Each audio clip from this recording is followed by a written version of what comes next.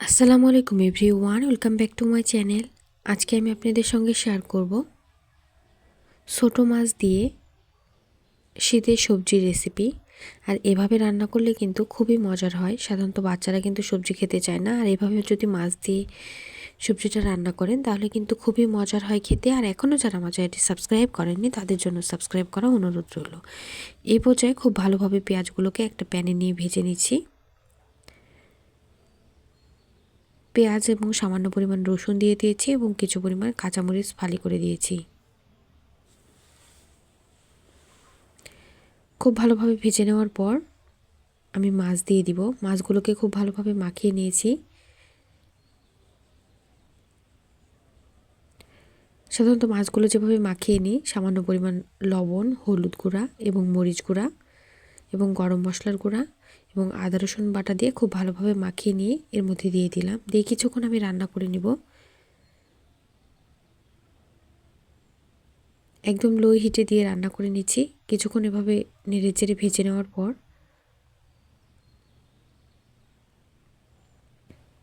সামান্য পরিমাণ পানি দিয়ে কিছুক্ষণ কষিয়ে নিলাম। মাছগুলোকে কষিয়ে নিয়ে উঠিয়ে রেখে দেবো একটা বাটিতে।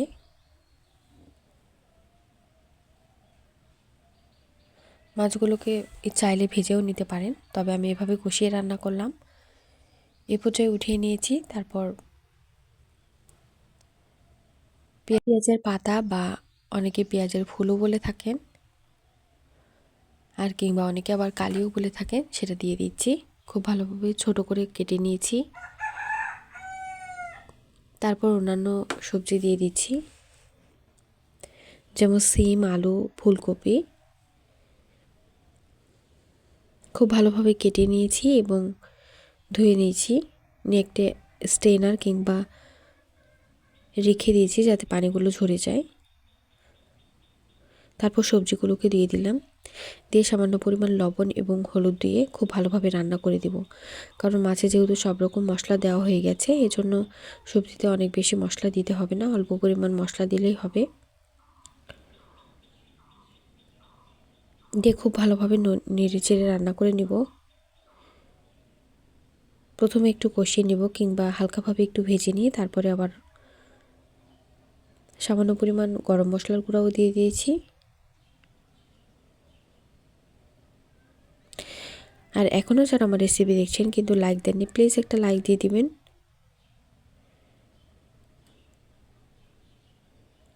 এই পর্যায়ে নেড়েচেড়ে কিছুক্ষণ এভাবে আমি কষিয়ে নিব।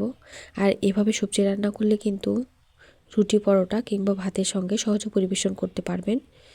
এ পর্যায়ে দিয়ে দিলাম টমেটো। আমি 2টা টমেটো দিয়ে দিয়েছি।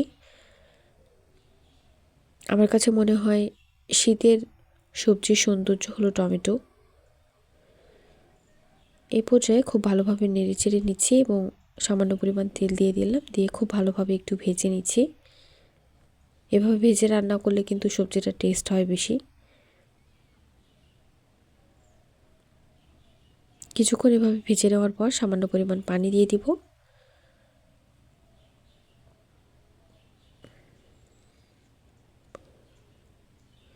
এ পর্যায়ে পানি দেওয়ার পর আমি একটু নেড়ে চেড়ে নিচ্ছি। তারপর ঢাকনা দিয়ে ঢেকে কিছুক্ষণ রান্না করে নেওয়ার পর মাছটা দিয়ে দিব।